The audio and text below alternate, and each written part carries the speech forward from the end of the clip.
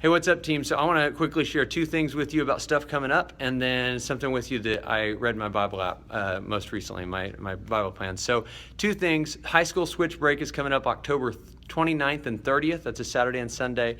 You'll hear more details about that in your coaches' huddles, but begin to talk about that to your students.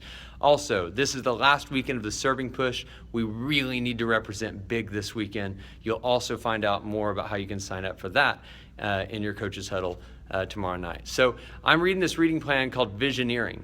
And Andy Stanley talks about how the idea that when Christ died for us on Calvary, he purchased our soul, our spirit, and our body. Right? So he didn't just purchase part of our lives. There's not just like this part of our lives at church that's spiritual, and then this other part of our lives somewhere else that's secular, that's different, right? No, it's all spiritual.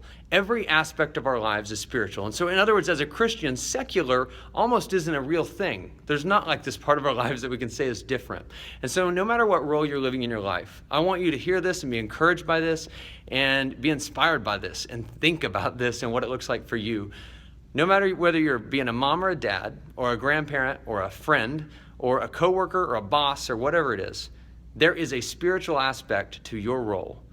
God has his hands on every part of your life. He's involved in all of it, and there is a spiritual aspect to it, and you've got to figure out, what does that look like for you? What is God's vision for that part of your life, and how can you reach more people for him? I thank all of you for what you're doing in Switch and how you are making sure that's a spiritual aspect of your life.